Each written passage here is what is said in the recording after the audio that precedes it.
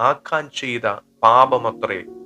ആഖാൻ എന്ത് പാപമാ ചെയ്തത്? ശപഥാർപ്പിത വസ്തുവിൽ നിന്നും ചിലത് എടുത്തു. അതായിരുന്നു പാപം. യഹോവയുടെ മുമ്പിൽ നിന്ന പാപം അതാ. പാപം ശാപമായി തീർന്നു. ആ ശാപത്തിന്റെ അധീനരായിരുന്ന ഇസ്രായേൽ ജനം നിലവിളിച്ചിട്ട് ദൈവം കേട്ടില്ല. അതുകൊണ്ടത്രേ ഹായി പട്ടണക്കാരുടെ മുമ്പിൽ തോറ്റു പിന്മാറേണ്ടി വന്നത്.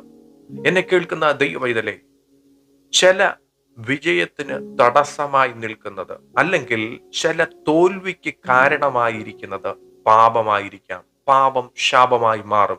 വചനം പറയുന്നു, ചില പാപങ്ങൾ ശാപമായി മാറുന്നത് ഈ വചനഭാഗത്ത് കണ്ടോ? സ്തോത്രം. ദൈവത്തിന്റെ ഹിതമല്ലാത്തത് ചെയ്തു കഴിഞ്ഞാൽ പാപം ശാപമായി തീരും. നമ്മൾ തോൽവി നേരിടേണ്ടി വരും. കണ്ടിന്യൂസ് ആയിട്ടുള്ള തോൽവിക്ക് കാരണം പാപമത്രേ. നിങ്ങൾ ഇപ്പോൾ ഇന്ന് പകലിൽ എന്നെ കേട്ടുകൊണ്ടിരിക്കുന്ന ചില വ്യക്തികൾ തോൽവി അനുഭവിച്ചു കൊണ്ടിരിക്കുന്നതിന്റെ മെയിൻ റീസൺ പാപമാണ്. അതിൽ നിന്നും പിന്മാറിയാട്ടെ. പരിശുദ്ധാത്മാവ് നിങ്ങളോട് ദൂതറിയിക്കുന്നു, അതിൽ നിന്നും പിന്മാറിയാട്ടെ. കർത്താവ് നിങ്ങളെ സ്നേഹിക്കുന്നത് കൊണ്ടാണ് ഇന്ന് പകലിൽ ഈ ദൂത് കേട്ടുകൊണ്ടിരിക്കുന്നത്. ശപഥാർപ്പിതമായത് ചിലത് തുടരുതെന്ന് ഉള്ളപ്പോൾ അങ്ങനെ ഒരു നിയമം നിൽക്കെ ആഖാൻ അതിൽ തൊട്ടത് കൊണ്ടത്രേ, അതിൽ നിന്നും ചിലത് എടുത്തത് കൊണ്ടത്രേ പാപമായി തീർന്നത്. ഒരു വ്യക്തി മുഖാന്തരം ഒരു കൂട്ടം ജനം ശാപത്തിലായി തീർന്നു, തോറ്റോടേണ്ടി വന്നു. ഒരു വ്യക്തി കാരണം ഒരു കുടുംബത്തിലെ മുഴുവൻ ആൾക്കാരും ശാപഗ്രസ്തരായി തീരും. അങ്ങനെയെങ്കിൽ എന്നെ കേൾക്കുന്ന ദൈവവൈതലേ, ഇന്ന് പകലിൽ മടങ്ങി വന്നാട്ടെ. ചില ബന്ധങ്ങളാകാം, ചില അഡിക്ഷനുകളാകാം അതിന് കാരണം. നിങ്ങളുടെ വ്യക്തിപരമായിട്ടുള്ള ജീവിതം ഇന്ന് പരിശോധിച്ചു നോക്കിയാട്ടെ.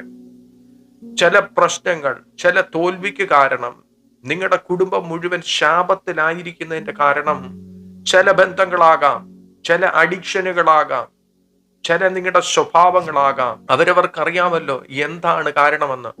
അല്ലെങ്കിൽ ഇന്ന് പകലിൽ ദൈവസന്നിധിയിൽ മുട്ടുമടക്കി ചോദിച്ചാൽ മതി. യോശുവ എന്താ ചെയ്തത്? ഇസ്രായേൽ ജനം ഹായി പട്ടണക്കാരുടെ മുമ്പിൽ തോറ്റോടിയപ്പോൾ യോശുവ ചെയ്തത്, ദൈവസന്നിധിയിൽ മുട്ടുമടക്കി പ്രാർത്ഥിച്ചപ്പോൾ ദൈവം അതിനകത്ത് പറഞ്ഞു കൊടുത്തു, നിങ്ങൾ പാപത്തിനകത്തായിരിക്കുന്നത്, നിങ്ങൾ പുറത്തു വന്നെങ്കിലേ യുദ്ധം ജയിക്കത്തോള്. അങ്ങനെയെങ്കിൽ നിങ്ങളായിരിക്കുന്ന മേഖലകളിലുള്ള ആത്മീയ യുദ്ധം ജയിക്കണമോ? നിങ്ങൾക്ക് ആ തോൽവിയുടെ മണ്ഡലത്തിൽ നിന്നും പുറത്തു വരണമോ? ഏറ്റുപറഞ്ഞുപേക്ഷിക്കേണ്ട പാപങ്ങളെ ഏറ്റുപറഞ്ഞുപേക്ഷിക്കാമെങ്കിൽ പരിശുദ്ധാത്മാവ് ശക്തമായി നിങ്ങളോട് ഇടപെടുന്നു. നിങ്ങൾ ജയാളികളായി പുറത്തു വരുവാൻ പോകുന്നു. കർത്താവ് ഇന്ന് പകലിൽ നിങ്ങളെ സ്വാതന്ത്ര്യമാക്കുവാൻ പോകുന്നു. നിങ്ങളെ അനുഗ്രഹത്തിലേക്ക് ദൈവം നയിക്കുവാൻ പോകുന്നു. നിങ്ങൾ പിശാചിന്റെ മുമ്പിൽ തോറ്റോടി പിന്മാറേണ്ട വ്യക്തിയല്ല, ജയാളികളായി യേശുവിൻ നാമത്തിൽ മുന്നോട്ടോടേണ്ട വ്യക്തികളാകുന്നു.